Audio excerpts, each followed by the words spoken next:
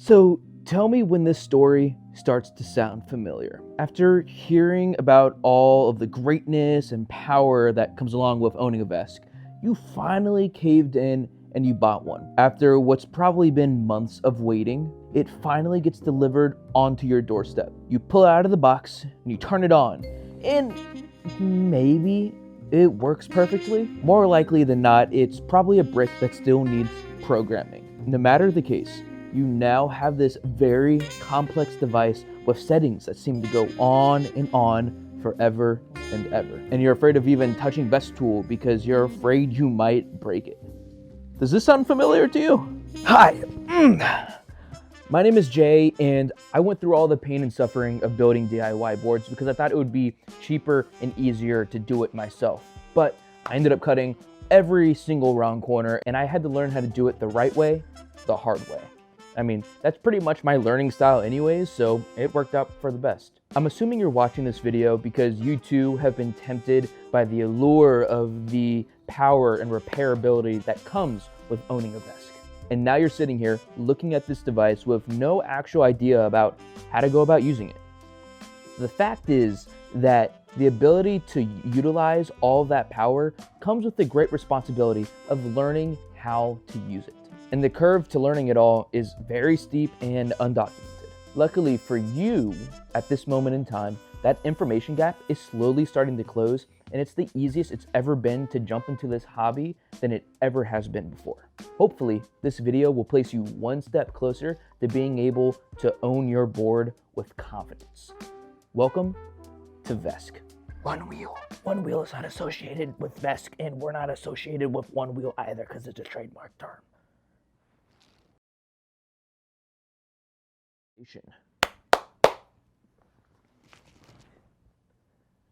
So what is VESC? VESC stands for Vetter Electronic Speed Controller. This is a software developed to drive other PEVs like e-skates, drones, or other electronic devices. The brains of your device is called an ESC, an Electronic Speed Controller, or ESC. And your ESC can use VESC to drive and move your device around. This software is an open source design that controllers can be tailored around for many specific purposes. This tool gives you access to changing nearly every single value imaginable, fine-tuning every number and having absolute control over everything.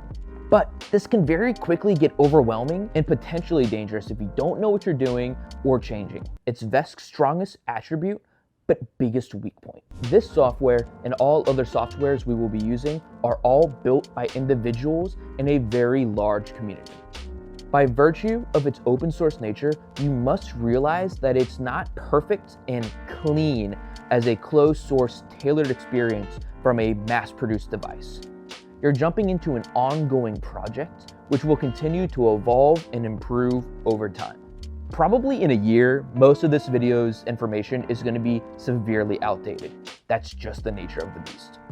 But you're here in a point of time where it's matured a lot, and it's the easiest it's ever been to approach than it ever has been before. But it'll never be perfect. VESC is not perfection, but a management of imperfections. This video is mainly tailored around Fungineer's products, and in this case, our ESC is called the Thor, either 301 or 400 or whatever iteration we're at by the time you're watching this video. The Thor is the brain that's doing all of the work to balance and move you forward. So let's get a tiny bit more acquainted with how it functions and how you'll be interacting with it.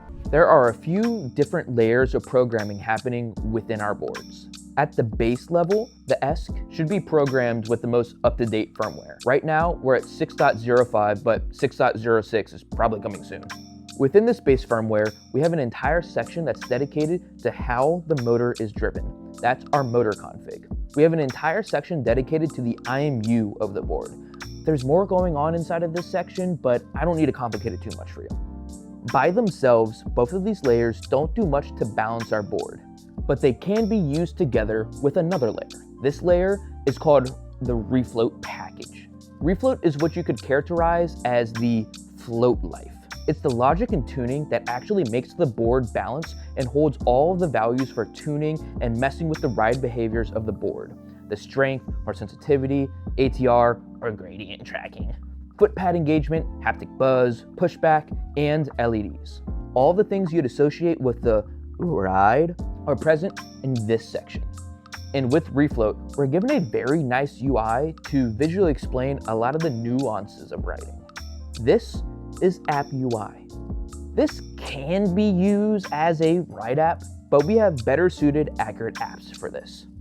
Speaking of, let's go back to that VESC layers diagram. The Refloat layer inside of VESC tool isn't super digestible or intuitive. It takes time and effort to navigate through all of this. But like Future Motion or other consumer grade PEVs, we have our own ride apps that make interacting with these layers super easy and informative. Enter Floaty and Float Control. Floaty and Float Control are both of our ride apps that are made by prominent members of the community, CWAS and Surfed Auto. I love you too. These will be the two apps that you use after your board is perfectly set up. Both of these apps will allow you to tune and monitor your board while riding and also have a wealth of other knowledge and information you'll want while riding. We will get to that soon. But in order for any of this to work, our ESC must be able to transmit all of this information out of the controller and into our phones. This is performed by the VESC Express. The VESC Express is essentially a really smart and useful communication module that our controllers use as a Bluetooth transmitter. Upon connection, its default name is Express T or VESC Express. If you connect to your board and navigate to the bottom right-hand corner, you'll see a button that says CAN. This button will give you access to the communication between both the ESC and the VESC Express. If you're having difficulties connecting to your board or navigating between both of these, there's most likely an issue with your CAN ID order, or something else related to CAN bus communication. You should probably reach out to support or the community to help fix this. All right, so with that primer out of the way, let's talk about the startup and troubleshooting of first turning on your board. VESC is really complicated and finicky, and sometimes they require a little bit of TLC upon arrival. So let's walk through what a few first initialization tests you should do to ensure that your board is functioning before you try rolling out the front door. All right, wait a second. Before I start getting really deep on this, I mean, like, my script is literally 22 pages long. There's a really solid chance that you're gonna have to learn how to reprogram your board. It's a VESC, and at some point, you're gonna have to get your hands dirty. It's not really an if, but a when. There's many guides out there that will take you through step by step how to set up a board, but more than often, it's a really overwhelming thing for someone who's brand new to the scene. I do heavily recommend that you watch those videos so that you can familiarize yourself with the basics. But there is one tool out there that can help you out setting up your board without trudging through all of that really overwhelming, complicated initial setup stuff. Float Hub is designed by Nico Ailman from the Float Life. It's a tool that can make the setup process for your board so much easier. I'd heavily recommend checking out Float Life's video on their tool and just downloading it so that you have it on hand. You're gonna want it someday. Let's download VESC tool, turn on and connect to our board. Upon connecting, look at the bottom right of the page and look for the CAN button. Press it and confirm you're on the Thor, not the VESC Express. Once you connect to the Thor, give the app a second to populate up our custom package information. You want to make sure that you're on the Thor and not the VESC Express, because if you try to do firmware stuff that's supposed to be on the Thor on the VESC Express, you can either brick stuff or it just flat out won't work. At the very top of the page, you'll see Start, App UI, and RT Data. This is a scroll bar that you can scroll through to find the other programming sections. For now, let's just press on App UI. This page will show you a lot of information regarding the ride behaviors of your board. You could almost use this as a ride app, but we don't suggest doing this because it isn't as optimized as our other specific ride apps are. But there is a lot of useful stuff in here. You will have your speedometer with current, duty cycle, and temperature values below. To the right of the speedometer, you will see a foot pad with 0.0 volts below each side. If you press each side of your foot pad, you'll see this icon respond to your touch. Your foot pads activate once they are pressed in enough to generate around 3 volts, hence the numbers changing with their touch. If your foot pad is ever stuck or isn't engaging properly, you can come back here and check for a very easy and quick response. You can also see how your board is rolling and turning inside of here as well. This is the IMU. This is useful for being able to confirm whether or not your board is balancing correctly or accurately to how you're moving it, or whether or not the controller thinks it's upside down or not. Yeah, that's a thing. If your device doesn't have refloat loaded onto it already, you can easily find this on the start page inside of the package store. There are many other different types of packages for other different types of peripherals and devices, but you can find refloat right here. There's a lot more in here that we will touch on, but for now, let's press the cog icon on the top right. Take a second to read through all of these buttons. For now, I just want you to press Turn Hand Test On. Hand Test is a safe way to ensure that your board is going to bounce correctly without it shooting off or doing anything crazy if the IMU isn't set properly. Enable this, then set your board on the ground and press in both foot pads with your hands and engage the board. If your board is set up correctly, it should feel very sluggish to balance while it follows your directions. Right now, the board is having its current limited so that it can't act out violently if something were wrong. If the board flies off in the other direction or doesn't engage or bounce at all, contact your seller. After a successful test, let's turn off hand test because you can't ride in this mode. If your board passed the hand test, great! Let's check it for any other outstanding issues. You can do this on either floaty or flow control, but I prefer just doing this on flow control. Disconnect and close out VESC tool. You can only connect to your VESC with one device at a time. Download and open up flow control and connect to your board. Upon connection and a quick scan, Flow Control will hit you with a list of possible errors inside of your board's config. Some of these are more important than others. In this instance, I have 3 errors: motor Fock flux, high voltage tiltback, and low voltage tiltback. Each of these errors should have an explanation behind them or instructions on how to fix them. In the case of my flux issue, this value is just slightly out of range. This is normal since the min-max values are just an estimation. As long as the value is relatively close to the given range and the board rides fine, you're most likely fine. You can ignore this.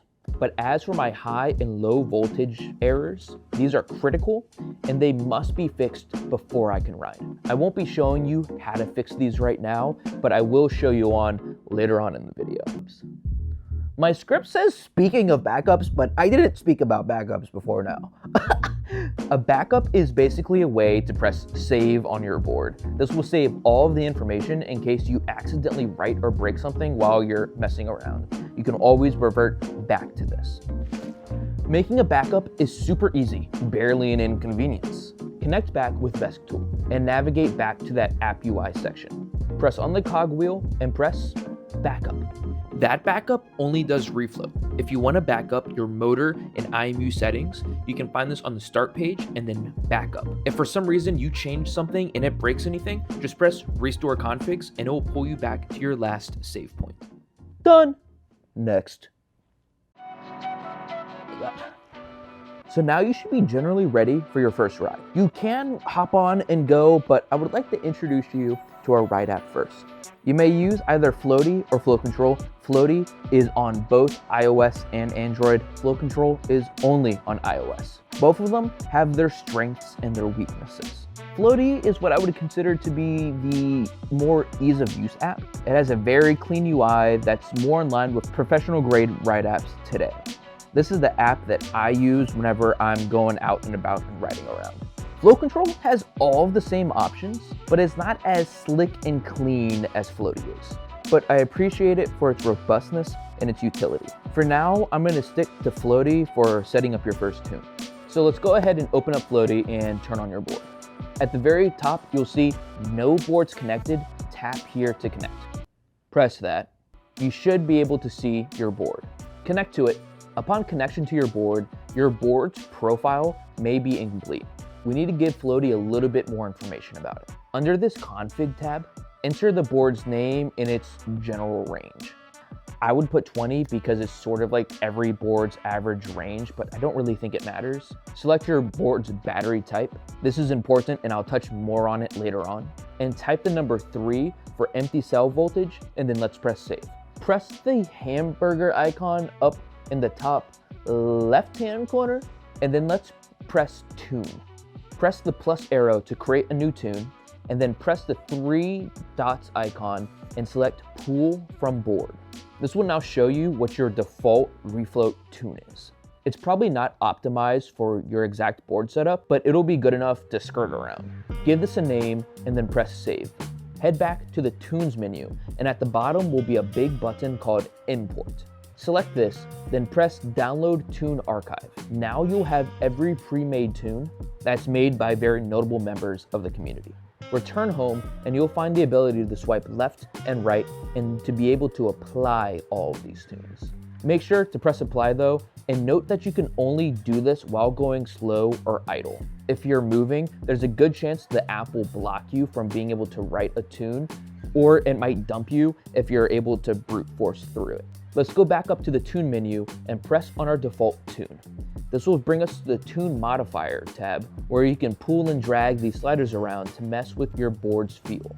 If you want to experiment with tunes, I'd suggest you start off with the other tunes that people have made, find one you like, and then start messing around with that one. It's important to understand that all of these tunes aren't equal across all boards. Some tunes were designed for much smaller boards, while other ones are designed for much heavier, crazier ones. There's 3 different layers of tuning a board inside of Floaty. You'll see a toggle that says basic. This will drop down and give you 2 additional layers of tuning, each one more complex than the other. I'm not gonna walk you through each value. 1, I don't know them all, and 2, I'm not educated enough to be able to explain the intricacies of each value. That's something on you to learn and to play with. Good luck.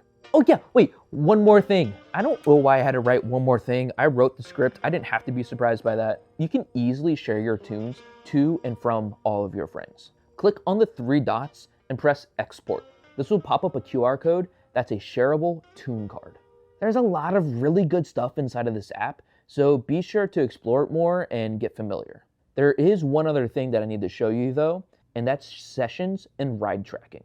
Go to the sidebar and enter preferences. Make sure that auto start and auto stop sessions are enabled. Now when you connect to your board, you'll be able to see at the very bottom that a session has been started. By using sessions, we can track stats in all of our rides, but you must remain connected to the app. It won't track anything if you don't initially connect. By clicking on a recorded session, you can see a wealth of information about your last ride. Scroll down and you'll be able to see a logs chart. Click into this and you'll see a graph of your speed, duty cycle, and motor current over time.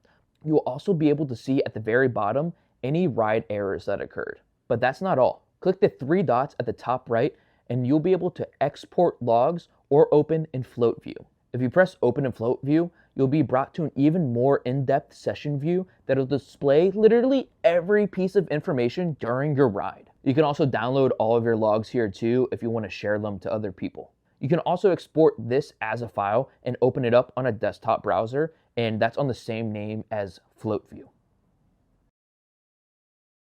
All right. Ugh.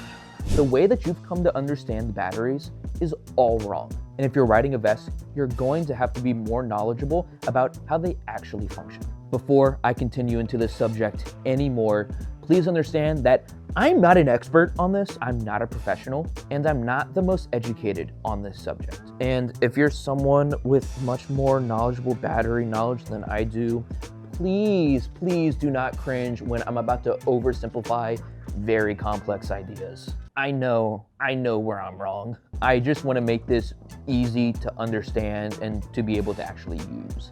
So let's start off by talking about how much battery you actually have. In most boards, like Future Motion or other PEVs, you are given a percentage of your state of charge that goes from 100 down to 0. A lot of our ride apps have similar percentages, and these values differ from app to app.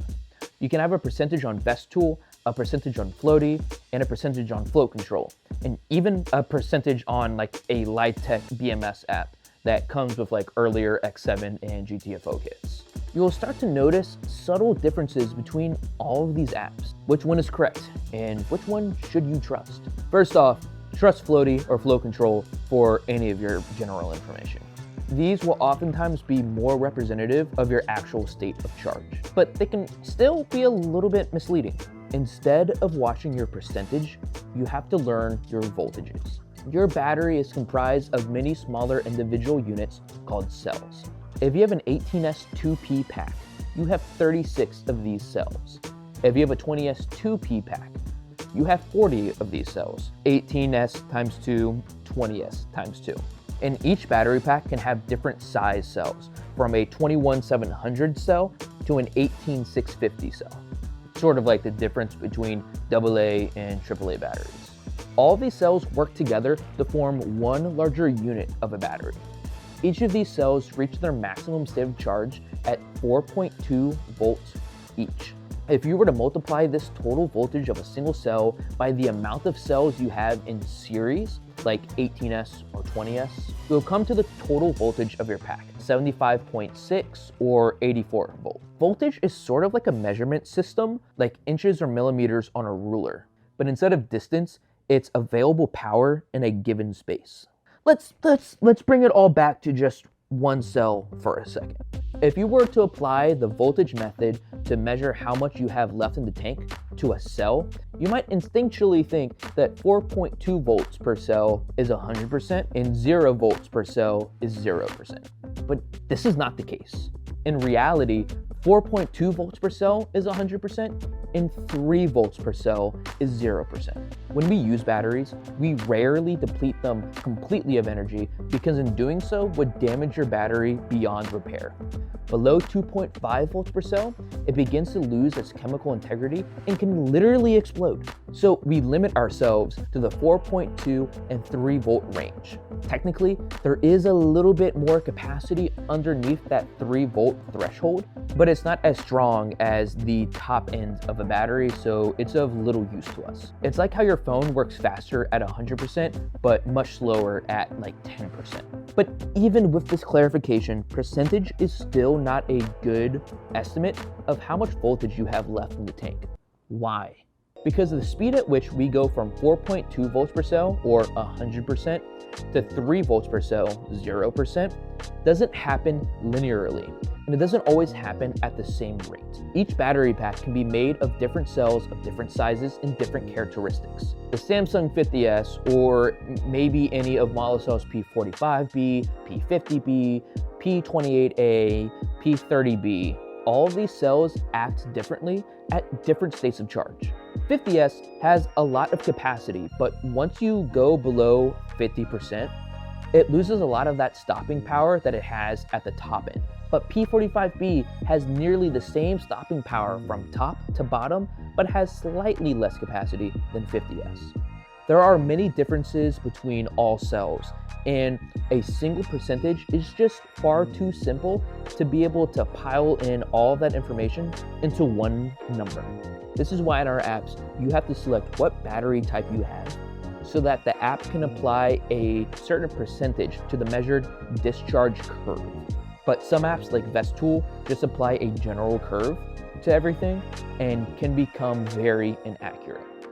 So what's the solution for this complicated nature of our batteries? Learn your voltages. For an 18S battery, we know that 75.6 volts or 4.2 volts per cell is your top. 65.8 or 3.6 volts per cell is your middle, and 54 volts or 3 volts per cell is your bottom. When I ride, I usually take a glance at my BMS to see what my individual cell voltages are, so I don't have to do math to see where I'm at. Or I just memorize what my top, middle, and bottom are, so I can know when and where it's appropriate to push my board. Once you learn your board's voltages, your relationship and confidence with it will blossom. Let's talk about some general battery care and maintenance.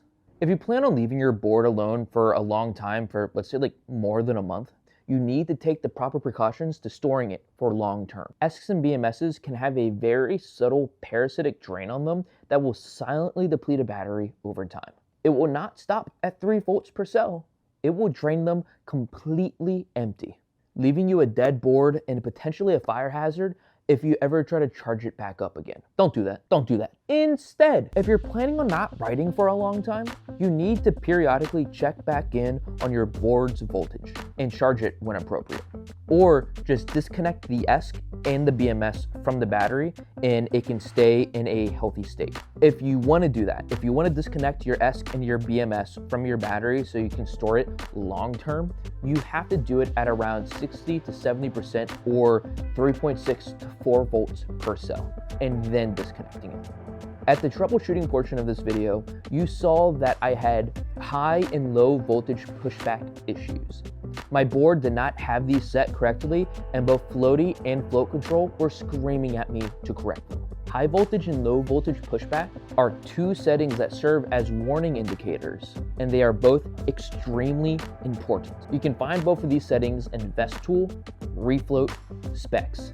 High voltage pushback protects us from overcharging our battery, like if you were to brake at a full charge, or if you were to regen down a really steep hill at a full state of charge. Both of these will regen and fill your battery beyond its capacity, like an overinflated balloon. They can handle some inflation, but not too much, or they'll burst. Low voltage pushback will start to tilt back to warn you of your battery's voltage being too low at 3 volts per cell. But here's a tip in case you find yourself in the middle of the woods with a low battery and you can't get out. This low voltage pushback value can be lowered by just a few volts to get you a tiny bit of gas left in the tank. This might allow you to creep back to a charge spot or back home if you feather it, but doing this is not recommended, even though I'm recommending it. It's very much a last resort. If you do this often, or if you do it too much to the point where you drain your battery really, really low, you will damage your battery beyond repair, opening it up to long-term capacity issues and possibly even battery fires. If you do change this value, be sure to set it back to its original value once you're back home. I want to explain some basic concepts about how your BMS works and how chargers usually work, and how to spot things when they go wrong. When a charger is plugged into the wall, it'll usually display a green light indicating that it's receiving voltage and is idle. It'll turn red once plugged into the board and starts charging. Depending on your BMS setup, you should be able to connect your BMS via VESC Tool in the BMS section or through the LideTech app for other older X7 BMSs and GTFO BMSs. In these apps, you'll be able to see every cell and its state of charge. Your battery will begin to balance at the top end of its state of charge at around 4.2 volts, and most BMSs will refuse a charge if it is below 3 volts.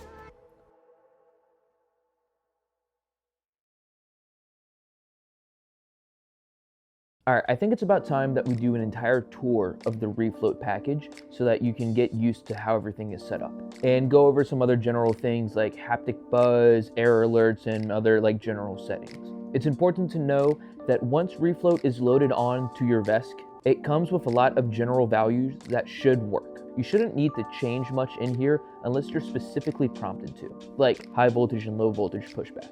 Most of these values are pretty good for your initial riding, and each of these values have a little help button that will describe their function. I will explain the ones that I find the most important, but that's it. The first 3 tabs are Tune, Tune Modifiers, and ATR. These tabs hold the majority of values and sliders that will affect how the board rides. Within VESC Tool, almost all of these are impossible to fully comprehend unless you're a pro.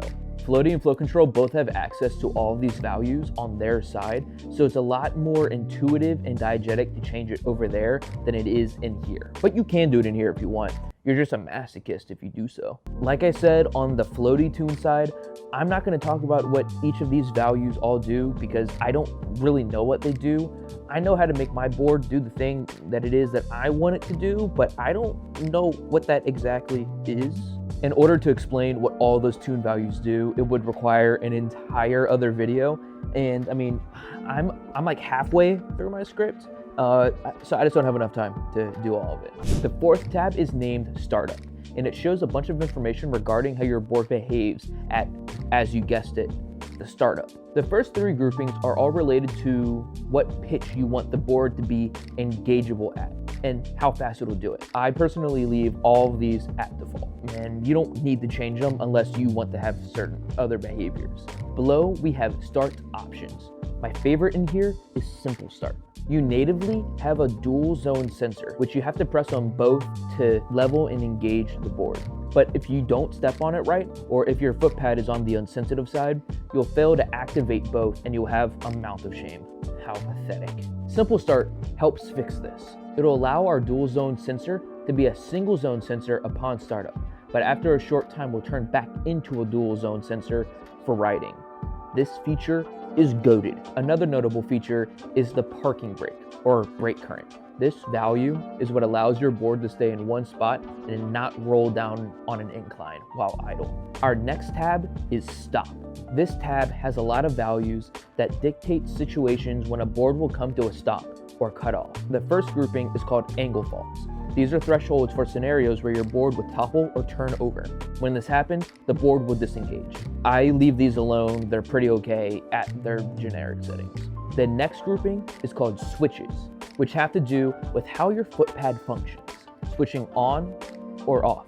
In this group, you can modify how fast a foot pad can be disengaged and when it will allow it to do so. For the most part, I leave these alone, but I have to talk about POSI and DMF. POSI is a setting in which you can turn your entire dual zone foot pad into a single zone foot pad, sort of like simple start, but forever. This can drastically help engagements for things like tricks or trails, but it removes the ability to heel lift at a stop. This can also increase your chances of ghosting. If you're not familiar with what that is, I'll explain that shortly. DMF, or disable moving faults, is a setting which above a certain speed, your foot pad will not detect foot pad disengagements. This will eliminate all false deactivations at speed. This setting does not work in reverse, however. It only works in the forward direction. In the reverse direction, it will turn off to avoid ghosting. It's important to note that if your board is reading negative speed values, then the board is going to think it's going in reverse when you're actually going forwards, and disable moving faults isn't going to work. And since backwards is now forwards, it'll keep the foot pad engaged if your board ghosts, which won't be a good thing. So if your speedometer is reading in the negative direction, you should get that fixed. Most of us know what ghosting is, but to the uninitiated, ghosting is when your foot pad remains engaged on after you hop off. When you hop off, the board is still balancing, but now it's taking the weight of the battery and it's taking it as an acceleration, and it's gonna shoot off backwards, and it won't stop until it hits something or manages to deactivate itself, like with one of those fault cutoffs. If you have a setting like POSI on, if one of the two dual zone sensors are stuck somehow, the entire foot pad will still remain engaged and it'll fly off when you jump off. It basically takes your chance of ghosting and raises it by like 50%. POSI can help your activations by 50%, but it will also encourage ghosting by 50%. A stuck sensor can happen for many reasons. The physical sensor being broken, water getting stuck on the grip tape and weighing it down, acting like a foot, or debris being stuck on the foot pad. DMF can also encourage ghosting behavior. Like I said before, if your speed direction is backwards, or if you just have a really weird config on your board, it can open you up to ghosting scenarios. But there's also one other failure state where DMF can encourage ghosting. Let's say if you're on a trail and you're going down a steep enough incline and you were to jump off, your board has enough weight and momentum that is flying down the hill that it will trick the board into thinking that someone is still on it, and it'll stay engaged and stay accelerating forward, and it'll turn it into a little missile. It'll stop once it hits a slow enough speed where it's able to shoot backwards again, but it's a little bit dangerous going downhill. There's one more notable toggle switch that I want to bring your awareness to, and it's reverse stop. Reverse stop will slowly drop your board's tail, setting it down and disengaging the motor if the board is going backwards. So this can help catch things like ghosts if the board shoots off backwards.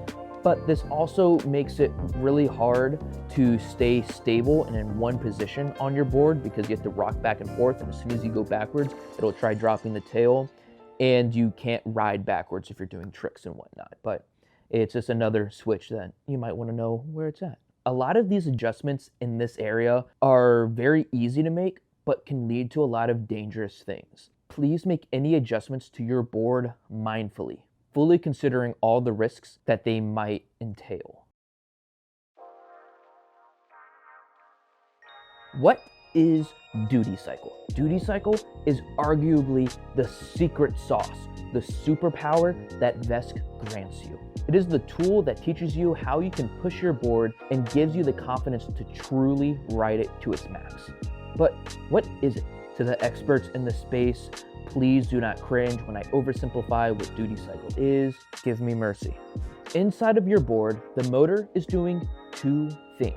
It is both accelerating us and keeping us balanced. The way that we accelerate is by leaning in on the nose, requesting current to propel us forwards. Balancing itself also requires current, but the amount of current that we have is scarce. So the controller is having to do a balancing act between accelerating and balancing the board. So as you accelerate faster and faster, you will find a point where there is no more current to adequately supply both acceleration and balancing. You might make the assumption that the board will just stop you from accelerating, right? It's smart enough. This is a complex device. It'll stop me from pushing its limits, right? Wrong. That does not reflect reality at all. By leaning into the nose, you ask for more current, and the motor has no way to refuse your command. So it must pull current from somewhere else, the balancing. So as you reach this threshold, you'll end up telling the motor to prioritize acceleration over balancing. But now nothing is working for you to keep you upright. You're effectively riding a seesaw and free fall. And the weight of your acceleration now pushes the nose into the ground and you have a nosedive. This isn't the board doing anything wrong. It is doing exactly what you told it to do. For the first few years of the sport, you would have no idea when you would meet this threshold. You would just sort of have to know when you'd be reaching this point off of vibes. But once VESC stepped in, we were finally given accurate tools to measure when this would happen. This is duty cycle. Duty cycle measures how much effort the motor is working to both accelerate and balance you at the same time. And that moment of conflict between acceleration and balancing is about 95% on our scale. Our apps will show us the exact measurement of work that our board is doing in any given time. But having to look down at your phone while you're riding to see this measurement happening in real time is not a safe way to know when you're going to nosedive. So we've built a few safety measures to be able to intuitively warn you when you're reaching this threshold. Haptic buzz and pushback are two warning systems that will happen way before 95%.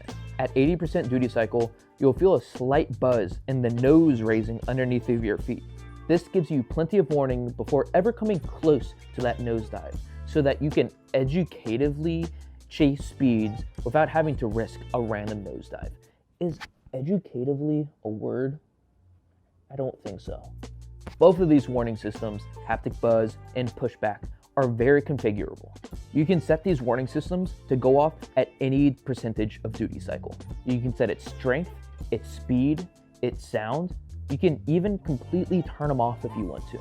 It's not recommended to do that unless you're deeply familiar with the speeds at which you can push your board. Some people, like pro racers, like doing this, taking away things like pushback, because it does require a little bit of current to be able to give these warning systems. And that little bit of current could be the difference between winning and losing a race. And if you know your board well enough, you'll know when this is happening. But if you just want to casually cruise around and not have to worry about that, keep these on. Duty cycle and other important alerts are spread across both pushback alerts and haptic feedback. Under pushback alerts, the first grouping holds our duty cycle warning. Before I get too deep into this, know that most of these settings are completely normal for most general riders' needs. You shouldn't really need to change any of this too much. The first grouping will allow you to set what percentage duty cycle alerts start at and how strong of a pushback will occur. Down below, you'll have your high voltage and low voltage pushbacks. These are additional alerts to inform you when you're overcharging your battery on an intensive regen or when you're low on battery. The next tab is haptic feedback. Again, most of this is perfectly fine at its default settings. But within this first grouping, the first two are the frequency and the strength of that 80% duty cycle haptic feedback. Its default preset is pretty much identical to what a future motion board would have, but you can change this to change the tone of the sound.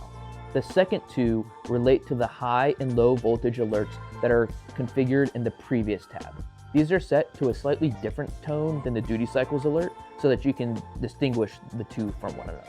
The rest of the tabs in here are fine to not change, but they can be fine-tuned to your preferences. I would check out Nico Ailman's video on haptic feedback, and he goes a lot more in depth about what each value does. There's a lot more complexity and depth to what these do than what I just explained. So I'll let him take over on that side because they wrote all of this, not me. Okay, so right before we move on, I need to make a correction. When I said current in my explanation of duty cycle, I really meant effort or resources rather than the actual raw electrical current or amps. I just want to make sure that you guys understand that duty cycle is very different from torque headroom. Duty cycle is mainly a function of speed. You'll only hit duty cycle limits near the top speed of a board, whereas you can over torque a board also at low speed, especially if it's a weak battery or controller. This is why you can hit duty cycle limits even when the current is basically zero, like if you're going fast enough downhill. There's one way where current will affect duty cycle though, when high currents cause battery voltage to sag. This is why you can hit higher top speeds when you're coasting versus when you're accelerating. If that didn't make sense, listen to it one more time, and if it doesn't make sense after that, just keep on moving on. That's just a better detailed description of what's going on. So I hope that makes sense.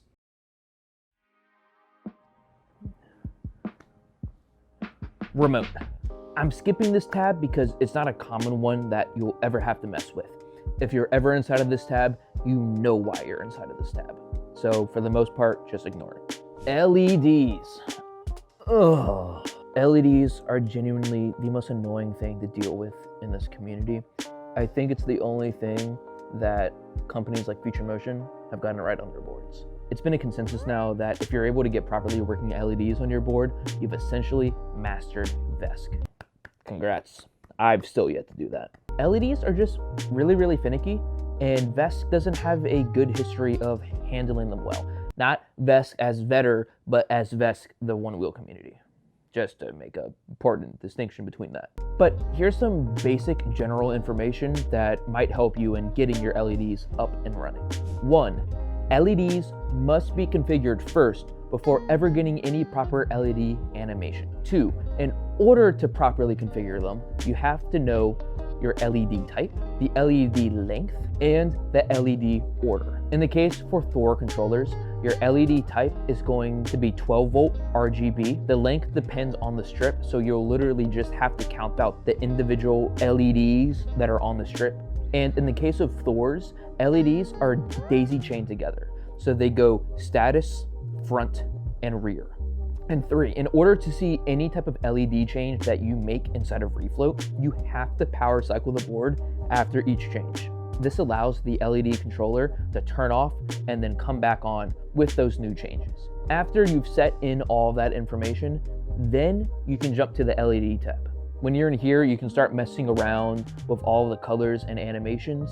There are far too many settings for me to go through inside of this video, so just go wild. So we've already messed with this tab a few times to set up LEDs and to set up the battery voltage alerts, but let's just rehash it in case you're skipping around the video. In this tab, you'll have multiple important toggle switches. The first toggle is to disable or enable refloat.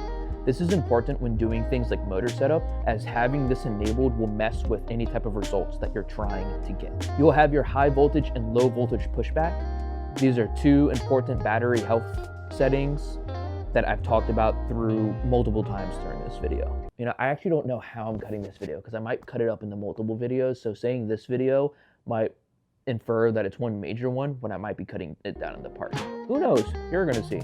You'll also have access to all the footpad input voltage. You can increase or decrease the threshold in which you want the footpad to engage. I said this a while ago, but footpads work on a sliding scale of 0 to 3.3 volts. And you can change whatever that activation point is going to be. Just know that if you make it lower, you're making it easier for the footpad to engage, but you're also making it easier for it to ghost. so be mindful. You'll have all that LED spec information that I talked about how many seconds ago. There's another value inside of here that's also sometimes important, and it's called reverse LED order. Sometimes your foot pad indicator will be backwards and you'll want to cosmetically correct it. This is the value to do that with. And you'll also have your beeper activation switch. If you want to turn on or off your beeper, you should be able to do it right here. Oh, we're almost there. Oh, we're almost there. Look, I only have 2 more pages left. We're almost there. That's not including the 3rd page that's up over here. This last chunk is going to be a bunch of miscellaneous things that didn't really have a good place throughout the video, but are still important things that you should have in your toolkit. The first one is going to be pin lock. At this moment in time, all of our boards are completely exposed. That means that if you're in a crowd of other VESC users, you'll be able to connect to their device and mess with all of their settings. And people can also do this to your board. There's a firmware out right now that allows you to put a pin lock on your board, but it's currently only supported by float control, not floaty. If you upload this firmware to your ESC, which of July 15th, all Thors should have this firmware, and if you set up the pin lock, you'll be locked out of floaty. You can still use float control and VESC tool, but floaty does not support it. Cutting access to one of our major apps is not something that I feel comfortable encouraging you to do. So until then, you can just refer to SurfAuto's guide on the firmware and make your decision how you see fit. Flywheel. I know you want to know how to make your VESC do the thing, because that's the thing that all the boards do, and then you want to do the thing. Flywheel is very simple, but it's oftentimes really freaking finicky. You can access it through float control through the magic button, or you can find it through VESC tool, app UI, controls. In order to get it to work, you have to have your board be perfectly balanced upright or close to it, then press flywheel on. It should start balancing, but more often than not, it'll fall and it'll tip over. You have to get your board balanced just right, and your IMU also has to be set up really well too. I don't know, just like sometimes I feel like my board is really bipolar about whether or not it wants to do it or not. So good luck in making it work. Some days it works, some days it doesn't. If you're able to do it successfully and you want to make it stop, simply move the board out of its position and it should disengage. After it disengages, make sure to press stop. I would even just power cycle the board so you're able to get out of this setting.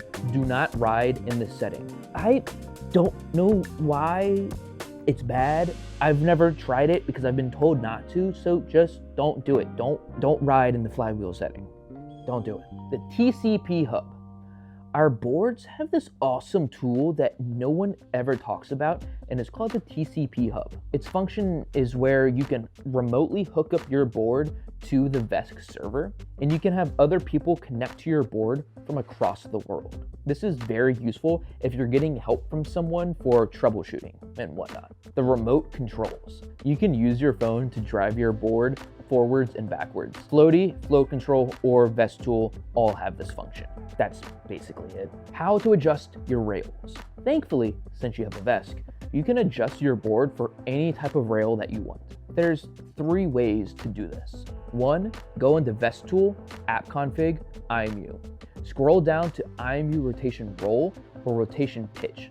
Depending on how your ESC is mounted inside of the controller box, one of these values, if adjusted by 3 degrees, should tilt or lower the board. This isn't the preferred way to do it, since it's more of like a band-aid fix to be able to tilt your board, and I believe it tilts it entirely instead of just tilting just the controller. So the better way to do it is to adjust your IMU completely. When you have to set up a board, you have to use the IMU wizard. There's multiple steps in this process, but if we just want to adjust the rail angle, we can skip to the orientation calibration and just do the first 2 steps, then skip the 3rd. But sometimes even I mess up this step, and I prefer to redo the IMU completely for peace of mind. If you want to do this, I'm not going to go over how to do IMU calibration. You can watch one of those fancy videos that I've talked about throughout this video to learn how to do that. Just keep in mind when you want to redo an IMU config that you have to reset the defaults of your board's IMU completely. If you don't do this, you'll end up taking the results that are already there and then stacking more IMU results on top of it, and you'll get a really weird, bad, and potentially dangerous IMU result that and your board is going to freak out and do crazy things. So in order to properly reset your IMU, go inside of VESC tool, go to app config, IMU, then press the 3 dots at the bottom right hand corner, press and write, read defaults. This is my outro. I don't think this is the end of the video because I feel like I'm gonna have to add more later on. So I guess I'm just done for now. Cool.